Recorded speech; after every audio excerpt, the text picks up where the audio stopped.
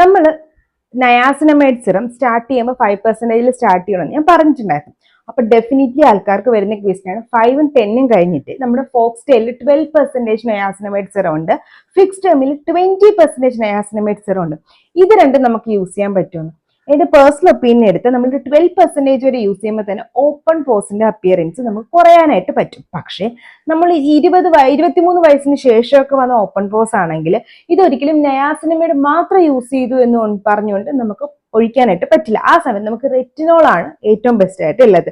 പിന്നെ 12% above 20% niacinamide നമ്മൾ without പ്രിസ്ക്രിപ്ഷനിൽ use ചെയ്യുന്നതിനോട് എനിക്ക് താല്പര്യമില്ല. കാരണം നമ്മുടെ സ്കിന്ന് എത്ര ഡ്രൈ ആണെന്ന് പറഞ്ഞാലും, അതല്ലെങ്കിൽ എത്ര നോർമൽ ആണെന്ന് പറഞ്ഞാലും, എത്ര ഓയിലി ആണെന്ന് പറഞ്ഞാലും, ചില ഹൈ കോൺസെൻട്രേഷൻസ് വിത്തൗട്ട് ഡോക്ടറിന്റെ പ്രിസ്ക്രിപ്ഷൻ നമ്മൾ യൂസ് ചെയ്യുമ്പോൾ നമ്മുടെ സ്കിന്റെ തിക്നെസ്സിനെയൊക്കെ അത് ബാധിക്കാനുള്ള ചാൻസ് ഉണ്ട്. അപ്പോൾ മാക്സിമം നയാസിനമൈഡ് 12% വരെ യൂസ് ചെയ്താൽ മതി. 20% യൂസ് ചെയ്യണമെങ്കിൽ നമ്മളൊരു കൺസൾട്ടേഷൻ എടുത്തിട്ട് യൂസ് ചെയ്യുന്നതാണ് ഏറ്റവും ബെസ്റ്റ്. പിന്നെ നിങ്ങൾ ഡോക്ടറിന്റെ കമന്റ് ബോക്സിൽ ചോദിക്കുക. ഇതുപോലത്തെ skin care and hair care വീഡിയോക്ക് ഫോളോ ചെയ്യാനും മറക്കണ്ട. ടാറ്റാ.